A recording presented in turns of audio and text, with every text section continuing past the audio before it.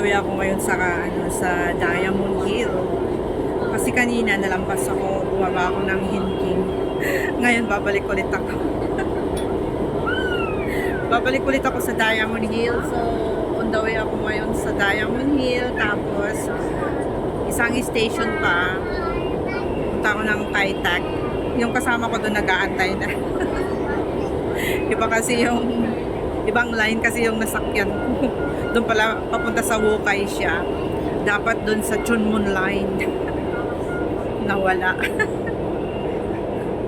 Pero okay lang naman kasi saglit lang. Sakay lang sa kabilang side ng MTR. Pag mali yung napasukan, babalik lang sa kabila. Tapos babalik ulit sa pinanggalingan. Pag nawala, ganun lang. Pero pag sa bus kasi mahirap. Mahirap pag nawala sa bus kasi maglalakad ka pa kung saan ka stop pupunta. Pero pag nandito ka lang sa loob ng MTR, okay lang kasi aircon siya, guys. Kahit na mawala ka, okay lang. Kasi babalik ka rin lang naman sa, kung saan ka sumakay, tapos babalik ka sa kabila. Ganun lang. Hindi ka nalalabas. Hindi ka muna i-exit. So, yung pamasahe mo, hindi sayang kasi nandito ka lang sa loob. Babalik ka lang dun sa pinanggalingan mo, tapos sasakay ulit dun sa kabilang side. Ganun lang pag ibang line yung napasukan mo pag nandito ka na sa loob ng MTR. Madali lang. Layo naman pala ng Diamond Hill dito sa Hinking. Mahaba-haba din yung minutos niya. Galing ka sa Hinking, tapos dito sa Diamond Hill, and then lalabas Polontong line. Saka ako pupunta ng Kai Tak. Nakarating na sana ako kung hindi ako bumalik. Ano ba yan? Ano ba yan? Nakakainis. So, lalabas na ako. Labas na tayo, guys. Nandito na tayo. Dito tayo sa Diamond Hill. Let's go. Oh, there. There you go. Wow. So many people. Babalik ulit ako dito sa pinanggalingan ko. Tao. Diamond Hill. Tayo sa kabilang side. May wukong siya naman. Wukay siya na naman. So, Chunmun line, Diamond Hill, Kai Tak. What?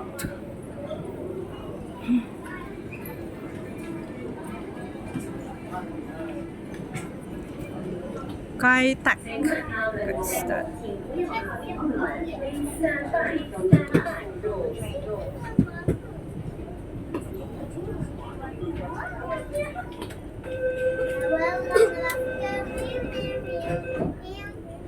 Sa kabilang side.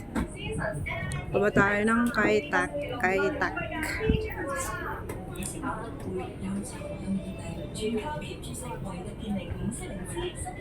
Next ay Kai Tak. Nag-aantay na yung kasama ko dun na boring, nagalit na siya. Nagalit na yung aking kasama, nag-aantay sa akin. Kasi ako nawala sa MTR. Hindi naman ako nawala. Iba lang yung napasukan kong line, guys. Kasi nga, ang nagdodot-dot lang kasi ako. Nagdodot-dot ako habang pumapasok sa MTR. Yan. Iba yung napasukan kong gate. Supposed to be sa kabila. Sa kabila ako pumasok. Kaya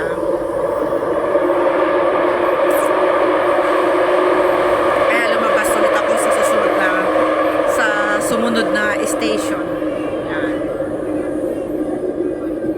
Tapos bumalik ulit ako. So dito tayo bababa sa Kai Tak. Saan na ba yung Kai Tak? Ayan, malapit na. 5 minutes.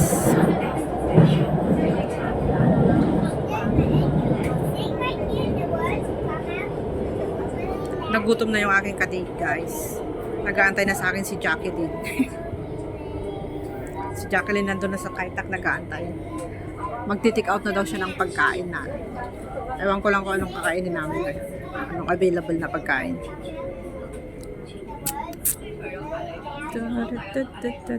So, dito na tayo sa Kaita. Saan na ba yun? Kaita! Let's go! So, exit na tayo. Exit na tayo. Take care of children and the elderly.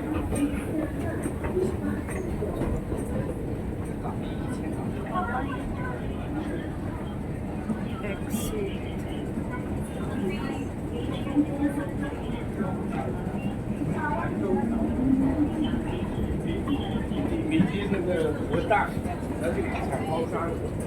Sa exit A. Dito tayo sa exit A.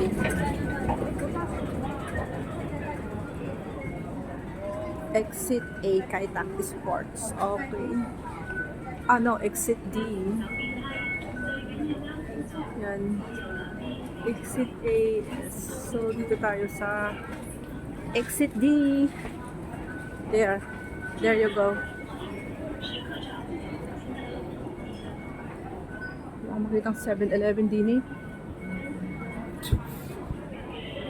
Ah, may 7-Eleven pala doon. Doon na lang tayo bumili ng pagkain natin.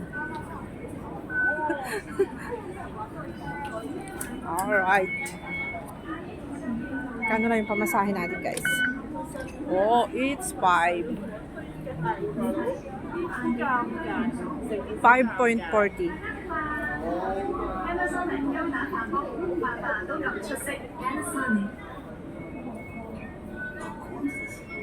So, dito tayo. Akyat tayo dito, guys. Sa Kaitak Sports Park. Okay. And, take note, mainit dito. Mainit dito. Ah, ang ganda ng ano, ceiling nila. Oh. Pinky. Diba?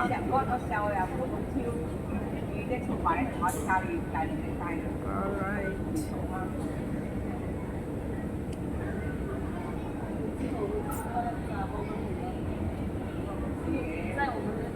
Dito tayo ngayon sa escalator pataas.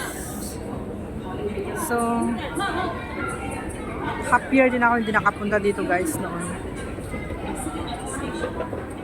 Dito na tayo ngayon sa Sports Park. Kaitak Sports Park. And you're right.